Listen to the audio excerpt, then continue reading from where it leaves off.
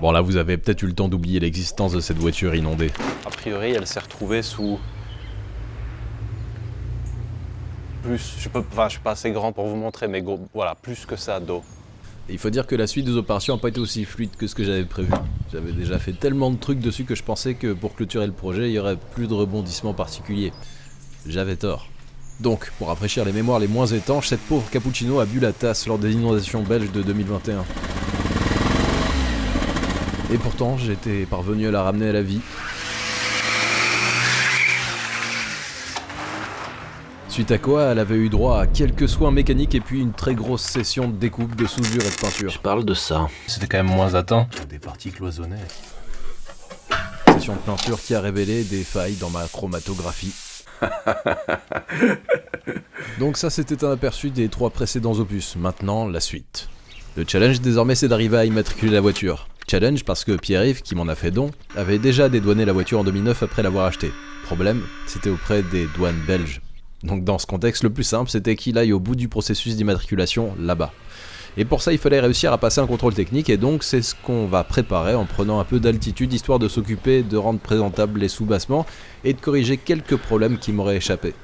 Comme par exemple le fait que le compresseur de clim ne tient qu'avec une vis, donc j'ai rajouté la deuxième. Ou alors la tranche du filtre à essence qui tente à prouver que c'est celui d'origine, et vu que le réservoir est pas exactement nickel, on va en installer un neuf. Ce qui a été curieusement plutôt pénible à cause des vis inaccessibles que j'ai seulement réussi à défaire en utilisant l'endoscope.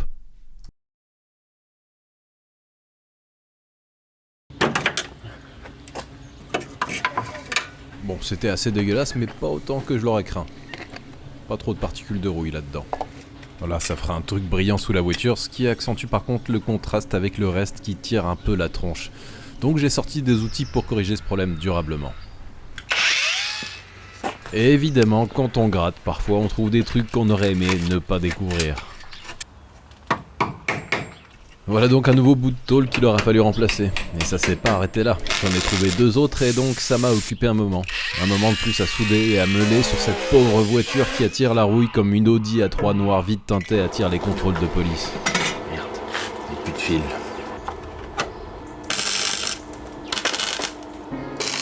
Bon, cette fois, je crois qu'on s'est occupé de toutes les zones perforées par la corrosion, alors on va terminer de décaper et de nettoyer ça avant de passer une bonne couche d'après anti-corrosion suivie d'une peinture époxy.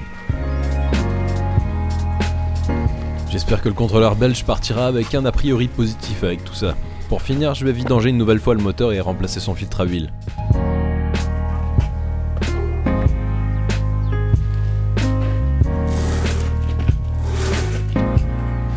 Pour ce qui est du trajet jusqu'à l'autre côté de la frontière, j'ai pu compter sur Manu qui nous a déjà transporté un certain nombre de voitures. Pierre-Yves lui prendra la suite pour gérer la partie administrative et un peu technique aussi. Donc évidemment, merci à eux deux, ça m'aurait évité un court séjour en prison probablement, voire peut-être dans les locaux de la douane, je sais pas. Quand on roule avec des plaques périmées depuis 10 ans. Non, 14. Ciao! L'aspect positif, c'est que notre donateur a pu immortaliser les 2 Cappuccino ensemble. Et oui, parce qu'il en a une autre qui, elle, n'a pas subi de submersion. Donc après avoir tant bien que mal passé le CTE et fini d'immatriculer la voiture en Belgique, on s'est dit que ce serait drôle de tenter le trajet par la route pour retourner chez moi. L'humour, c'est vraiment subjectif, mais quand ça implique une casse de la courroie d'alternateur, puis l'impossibilité de passer 4 rapports sur 6, je crois qu'on change de catégorie. Ouais, parce que même la marche arrière ne passait plus à chaud. Comme vous le constatez, ça a donc fini sur remorque. Et là, le mystère c'était, mais qu'est-ce qui se passe avec cette boîte ? Donc m'est venue à l'esprit la possibilité que j'ai pu la vidanger et oublier de la remplir. Après tout, j'ai pas trouvé de séquence de moi en train de le faire. On va être confiant, on va prendre une petite bassine. La vis de remplissage, on l'a ouverte et dans cette position, je m'attendais à ce que ça coule. Il n'y a rien eu. Elles sont vraiment pitoyables, leurs vis de transmission. Je fais ça parce qu'il y a beaucoup d'huile qui va couler quand même.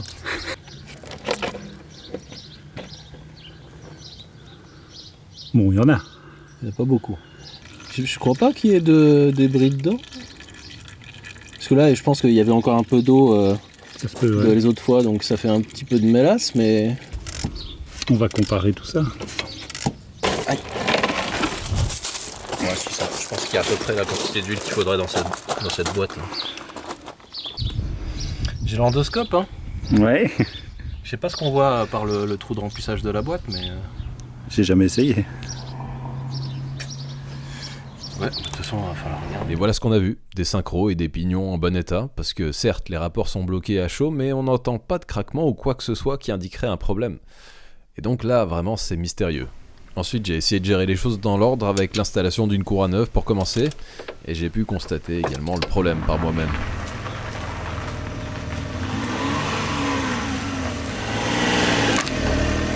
Je suis toujours pas persuadé que ce soit vraiment la boîte de vitesse en tant que telle qui a un problème.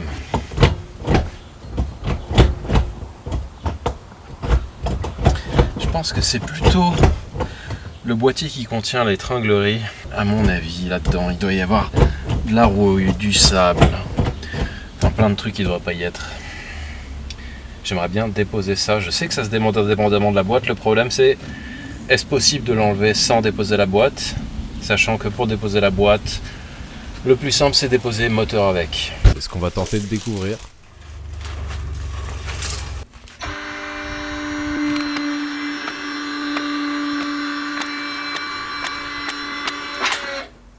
Doutez bien que ce serait un problème là.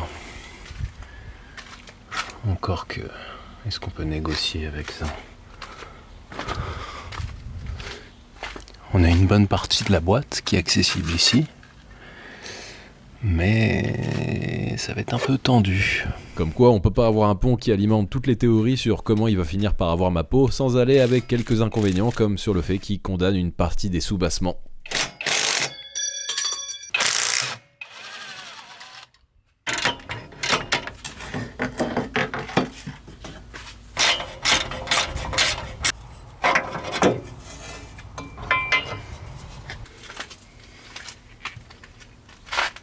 Comme quoi, parfois, la taille compte.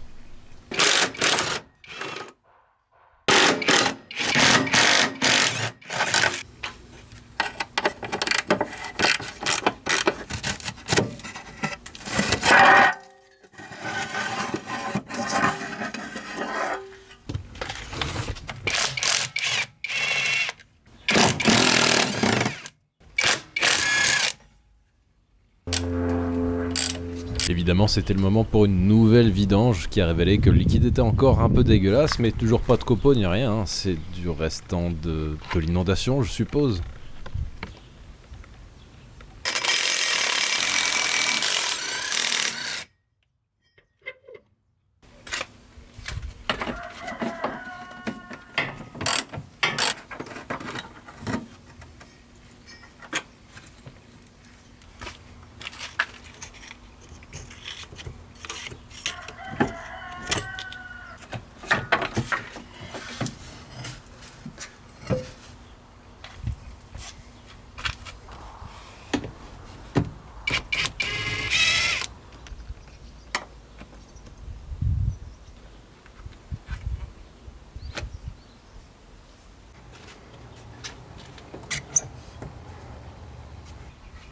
Là au fond, c'est la pièce qui nous intéresse. On y est presque.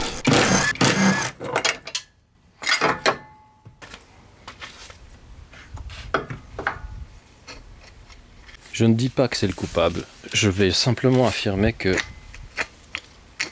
c'est pas l'idéal quand ça fait ça, quoi.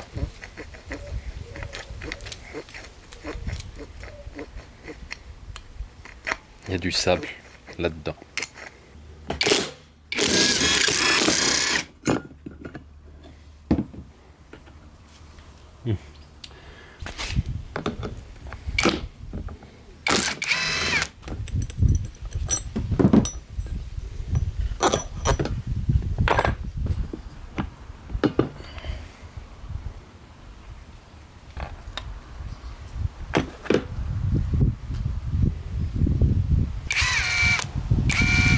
Là, vu le carnage à l'intérieur, je m'en étais pas encore aperçu, mais les roulements à billes étaient explosés par la rouille. Et le fait d'avoir déposé l'arbre du levier, ça les a toutes libérées. Au passage, d'ailleurs, joli système. Bah, on va nettoyer tout ça et remonter sans roulement. Il y aura un peu de jeu, mais au moins ça devrait plus forcer.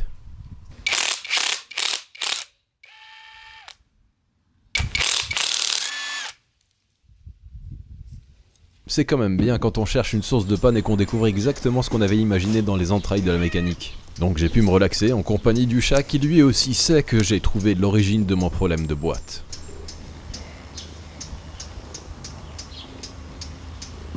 Donc j'ai nettoyé ça consciencieusement et puis j'ai copieusement rempli le tout de graisse, histoire de fluidifier le fonctionnement. Après quelques heures de remontage, je suis allé tester.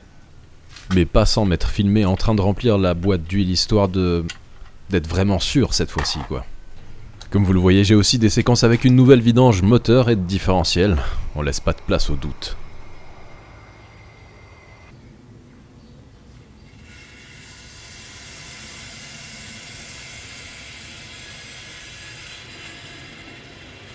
Et voilà le compte rendu après essai. Il y a 2 mauvaises surprises, et pas des moindres. Bon, elle hoquette de plus en plus.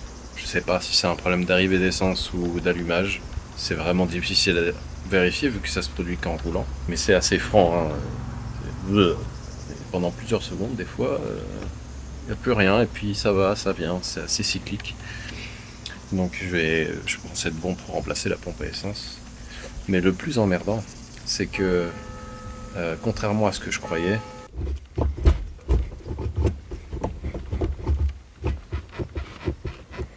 En attendant d'avoir une idée lumineuse, je me suis penché sur le problème de carburant. Parce que si on n'arrive pas à rouler de toute façon, on pourra rien tester dans l'éventualité d'une nouvelle piste. je suis pas sûr qu'elle refonctionnera un jour. Là, j'ai de très très gros doutes. La jauge à essence, en tout cas, elle tire la tronche, elle.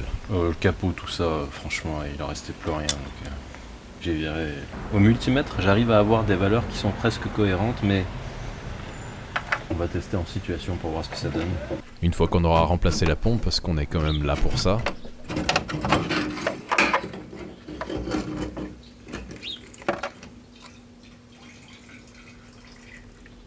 J'en ai aussi profité pour sonder le réservoir avec un aimant et j'ai pas été déçu.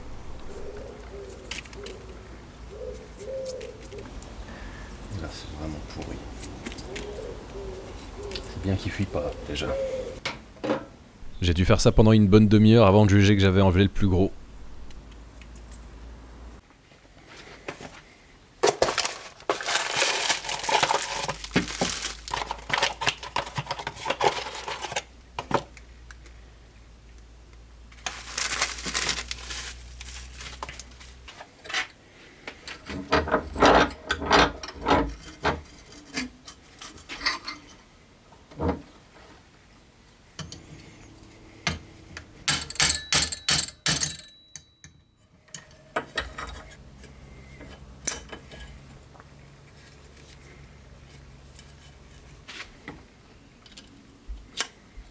Nous revoilà donc avec une pompe neuve et une jauge à essence étonnamment à peu près fonctionnelle. Quelques temps plus tard, j'ai appelé à l'aide pour convenir d'un nouveau plan d'attaque qui impliquerait la dépose de la transmission. Olivier, t'as eu pitié de moi.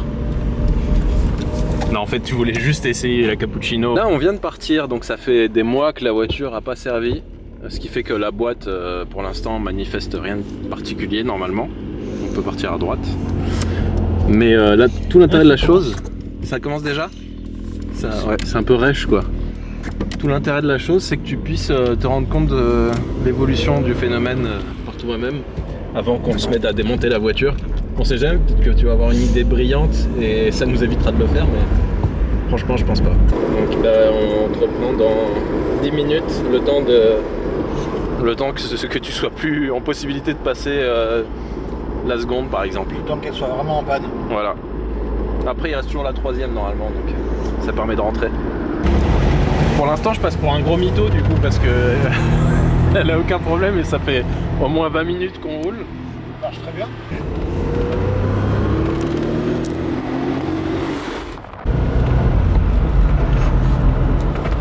Peut-être qu'elle m'aime pas en fait, c'est tout.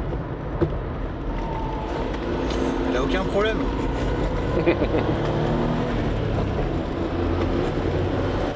Ça te plaît sinon comme voiture finalement? C'est pas mal, ouais. Très rigolo. Effectivement, c'est beaucoup plus polissé, moderne et typé délit que la Honda Beat. Mais c'est marrant quand même.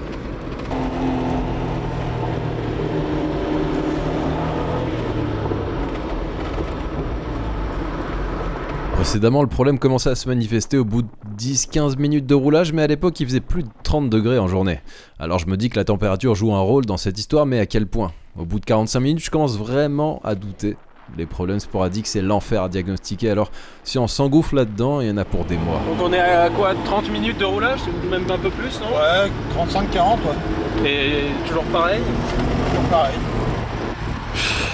Écoute,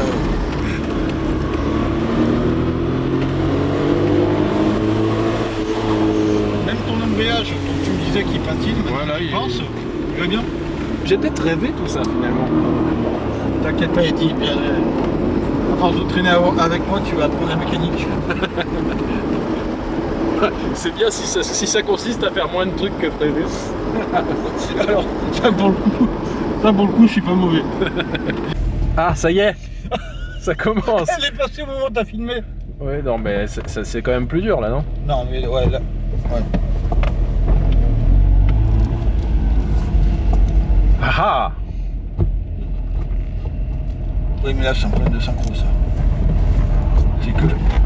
C'est que la 2. Oui, mais ça c'est comme ça au début, puis après c'est la 5 aussi, puis la marche arrière. Ouais, là, la 4. Ah oui, dès qu'il y a un truc qui a une forme bizarre, c'est mal. Oui, tout à fait. Phallique, on dit. Entre-temps, j'avais trouvé et acheté un boîtier de renvoi de levier en bon état qui, lui, a donc encore ses roulements fonctionnels. On a voulu tester avec cette pièce montée à la place de la mienne. Oh là là, quelle précision. C'est mieux? T'as perdu le jeu? Je me souviens pas, ça fait un moment que j'ai pas conduite.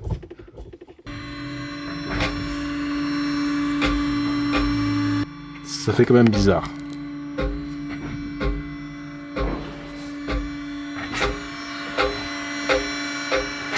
Et coucou.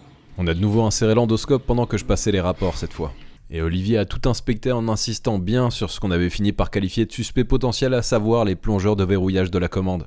Après avoir vérifié les internes sous toutes les coutures, on n'a rien trouvé qui expliquerait le problème. Ensuite, on s'est replongé dans les schémas éclatés de la boîte et on s'est décidé à la déposer. Sans le moteur d'ailleurs, parce qu'après vérification, ça se fait très bien comme ça, contrairement à ce que j'ai lu pas mal de fois sur le net. Le démarrage, c'est 14. Ouais. Et au-dessus, ah, ok, t'en as une là. Avant, parce que il est du genre pas très accessible. Un nouveau concept de chaîne YouTube, un mec qui filme toutes ses vidéos avec l'endoscope. Mais je suis pas sûr que vous soyez candidat pour ce genre d'expérimentation cinématographique. Il est libre. C'est juste le pont qui fait chier. Les origines, c'est un délire. Carrément. C'est un délire. C'est vraiment c'est du miniature. Hein. Putain, pour un truc qui a pris l'eau, elle est bien encore. Hein. Ah oui, je vous dis à chaque fois qu'elle a pris l'eau. Voilà maintenant notre nouvelle piste. La partie supérieure de la boîte doit pouvoir se déposer et ce qu'elle contient pourrait nous intéresser. Ça bouge derrière.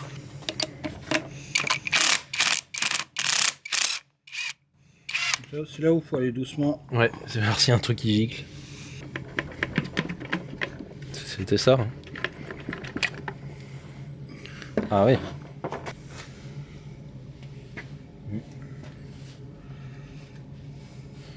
Ouais, puis là, c'est du sable, hein, regarde. Ah putain, non mais, ok. Sûr. Ah bah là, tu vois, on peut... Bon, déjà là, il se passe des choses.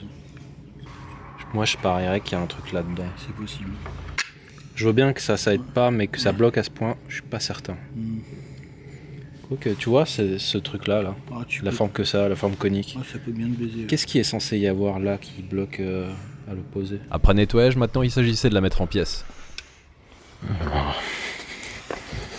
Et la dernière goupille pour pouvoir sortir l'arbre et accéder à la bille et au ressort qui doivent être en dessous de ça. Et on pense que c'est ça qui pose problème. Voilà. Pour l'instant, je viens pas. Continue à tout sortir. Voilà, d'accord. Voilà. Et là, t'as ta Oh, bille putain. de merde Qui est dégueulasse. qui est dégueulasse. Et je pense qu'au fond, t'as un ressort dégueulasse. Ouais. Non, c'est sûr, même. Ouais, je vois un truc, effectivement. Je pense vraiment que ton problème était là. Moi aussi. La mécanique de précision. Un beau petit ressort en super état. Plein de gravillon dedans. Gravillon de sable. Non mais je veux partir vers là. Hey Libérez-moi. Parce qu'elle tombe là-bas, mais jamais tu la retrouves. Hein. Bon. Comme une liste de carbide de SV. Après nettoyage et remontage,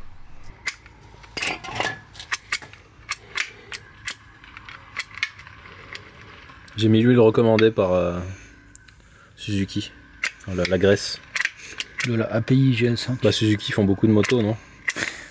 Ouais bah écoute, on va remonter comme ça. Hein. C'est tout nettoyé, il n'y a plus de sable. Alors il faut remettre juste la mise à l'air. Ça filme. Donc, est-ce qu'il faut le faire cet embrayage ou pas?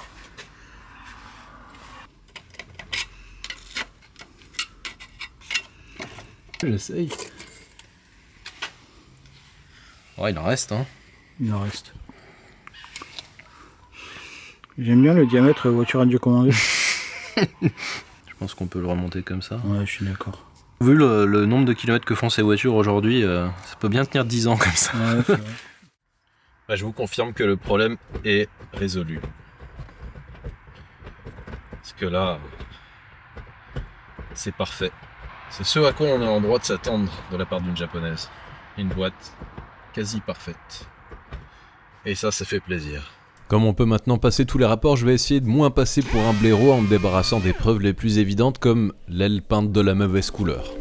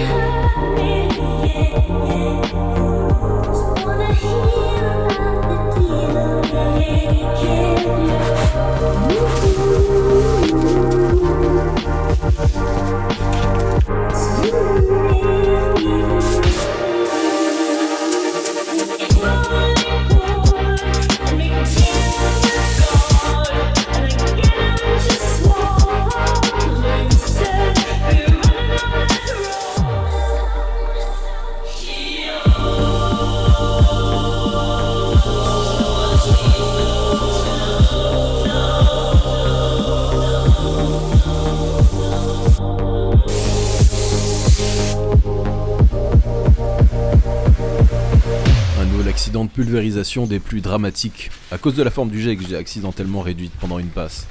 Au moins la couleur est la bonne cette fois et de toute façon j'ai développé une expertise de haut niveau pour corriger les coulures.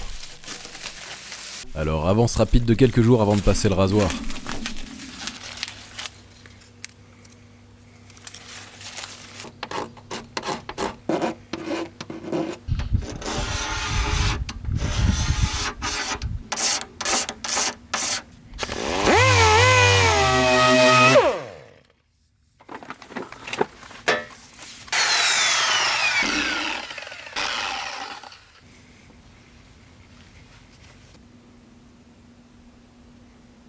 Voilà, reste plus qu'à essayer d'oublier cette énième histoire de vernis qui coule.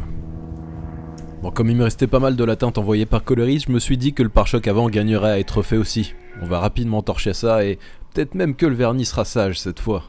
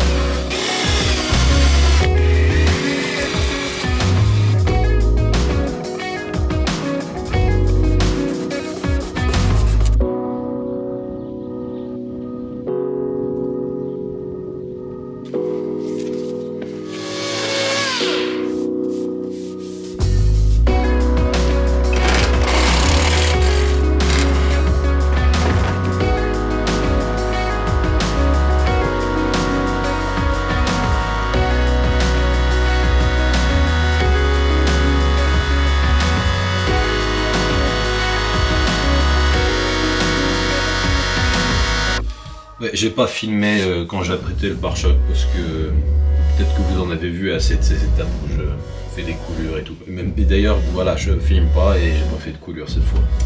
Bref, c'était l'après-garnissant, donc maintenant, je vais le poncer. Et tout à l'heure, comme ça, on pourra le peindre.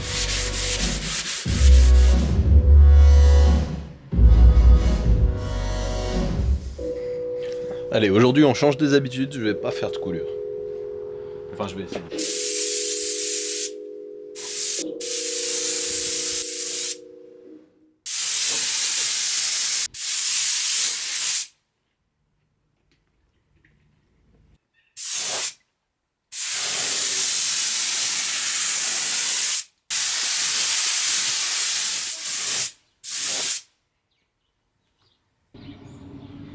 Ça y était presque.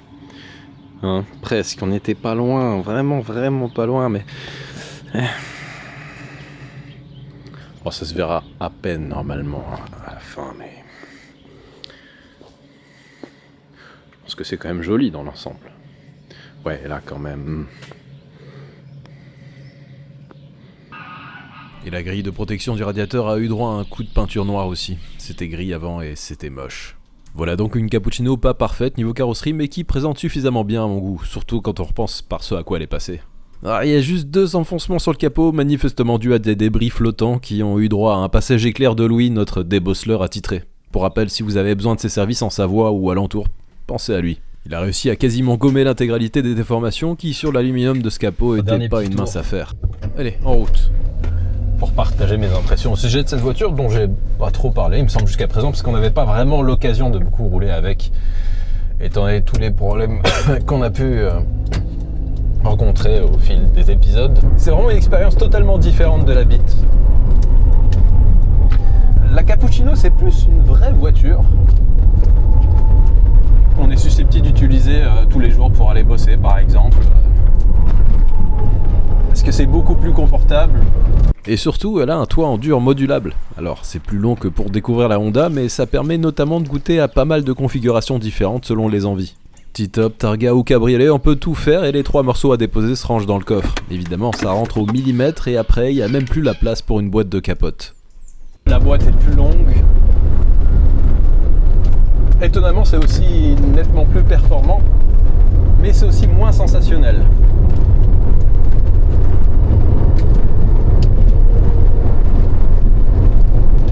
Bah déjà il manque la bande son, je suppose qu'à la caméra on n'entend presque rien et c'est plutôt le bon reflet de la réalité parce que à part le turbo vite fait on n'entend pas le 3 cylindres hein, pour ainsi dire. C'est un peu moins joueur que la Beat parce que ça te prend plus de roulis et donc oui ça fait quand même moins voiture de circuit entre guillemets.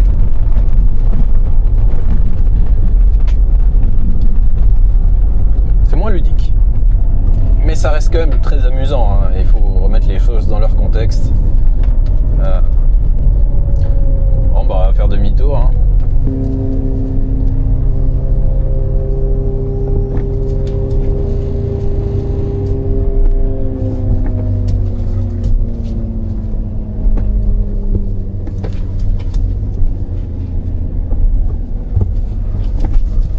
C'est l'avantage de ces voitures. Il y a à peine la largeur pour mettre une caisse en travers, mais avec celle-ci, on peut faire demi-tour. Ce qui change le plus par rapport à la Honda, je crois que c'est l'agrément mécanique, la disponibilité à partir de mi-régime grâce au turbo, évidemment, c'est incomparable. Ça paraît rapide, hein, franchement. Il y a une bonne petite poussée.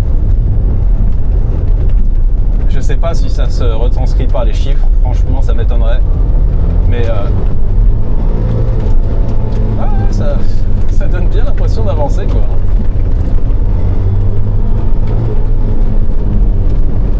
Et ça prend autant de tours, sauf que ça n'a aucun intérêt en fait d'aller jusqu'à la zone rouge avec ces voies, contrairement à la Honda.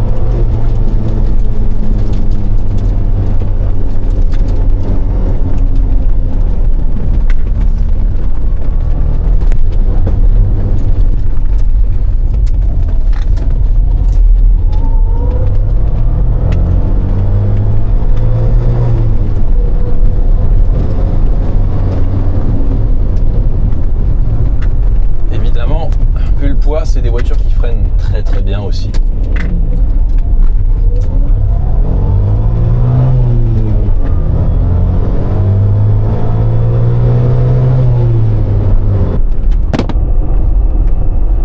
Ah bah je vous ai perdu, donc ça signe la fin de ce petit test routier.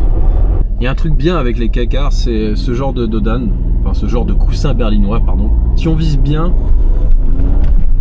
on passe entre les deux sans quasiment rien toucher. C'est l'inverse du Tao ou de la Caprice qui font passer les routes part et d'autre. Là, il faut juste viser le milieu.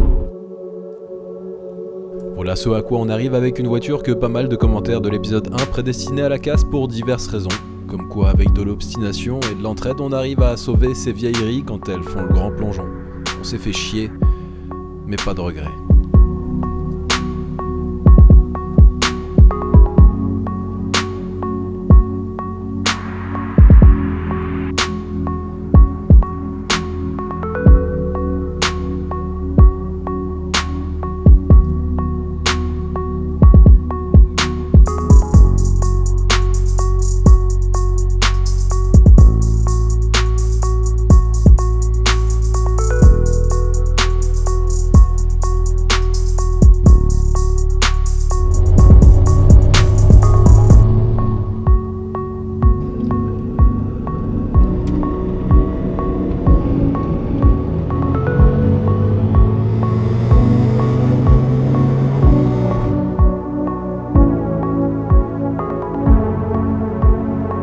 Vous êtes déjà demandé ce qui était le plus rapide entre une bite et un cappuccino ? 2,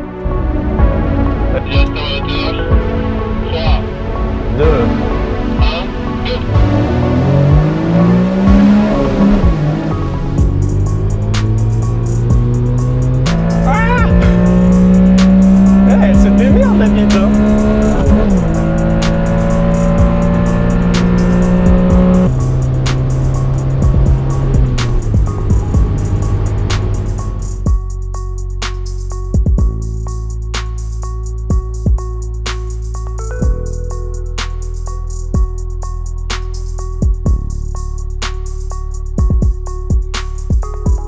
C'est quand même dingue le temps qu'on met à doubler avec ces voitures sous-motorisées. Malgré tout, elle a gagné ses galons et elle peut donc retrouver son patronyme ainsi que son label de qualité, que vous pouvez retrouver sur Tipeee si l'envie de soutenir la chaîne vous démange. Sinon, les commentaires et les pouces sont gratuits sans parler de l'abonnement. C'est vous qui voyez. Comme je trouve rien de plus triste que la monotonie, j'ai décidé de mettre en avant des partis pris de la chaîne sûrement, c'est-à-dire traiter de véhicules très différents les uns des autres, parce que c'est ce qui me fait plaisir, c'est ce qui me motive d'ailleurs, c'est découvrir des nouveaux trucs. Donc à côté de ce Tao, on se retrouve avec deux K-Cars, très différentes l'une de l'autre, d'ailleurs c'est un peu la surprise. Vu les contraintes techniques auxquelles ces voitures sont confrontées, on pourrait se croire avec des voitures très similaires à l'usage. Non. Et donc ça se justifie pleinement d'avoir les deux. Voilà. Et c'est vraiment mon plaisir que de se retrouver avec un Tao et deux petites voitures, comme quoi le plaisir est dans la diversité. Je trouve ça aussi extrêmement triste de collectionner systématiquement le même modèle ou la même marque. Sur ce cri du cœur de tolérance automobile, je vous dis à la prochaine avec une autre. Ciao!